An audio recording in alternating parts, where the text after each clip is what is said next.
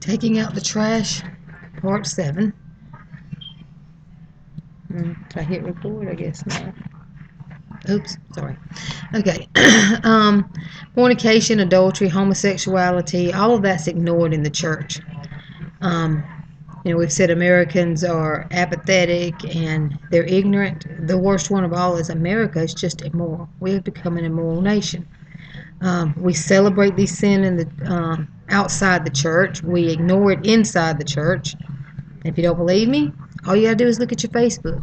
We've got sweet little mommies who teach our children in VBS, and then they shower their Facebook pages with pictures of themselves in bikinis, and bikinis that are less modest than underwear.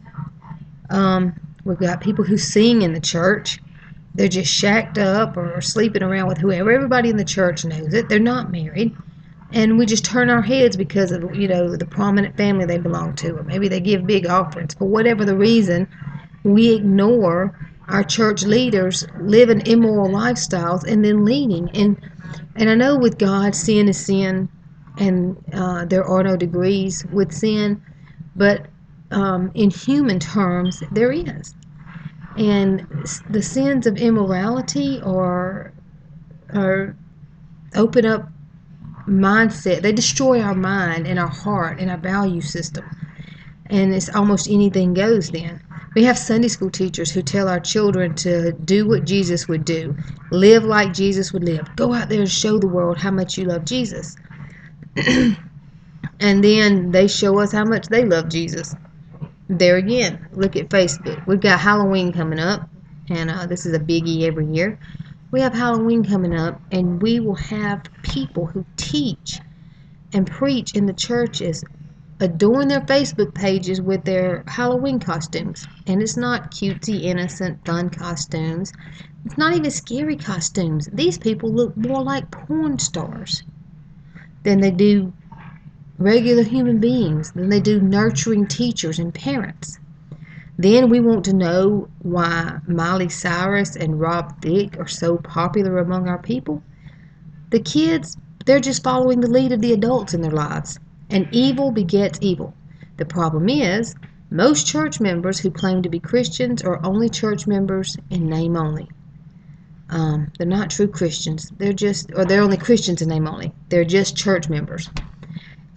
Immorality is growing within our church walls.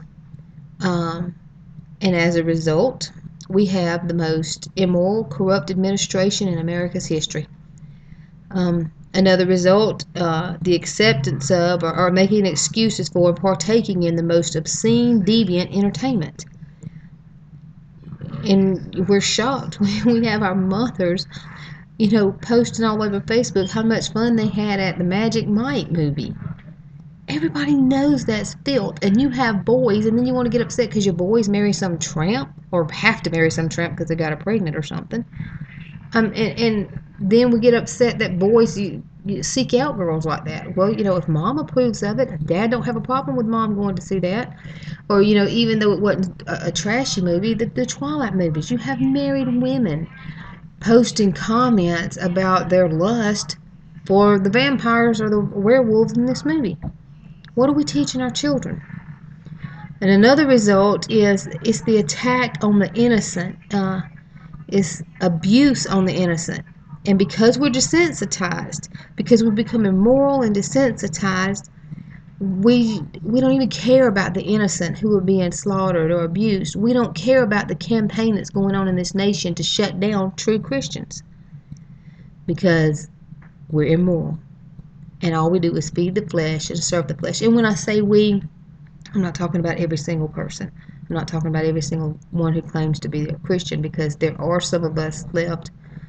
There's a handful of us still left who are bold enough to take a stand and be ostracized for the cause of Christ, for the cause of living right, for the purpose of raising our children in a safe and healthy environment.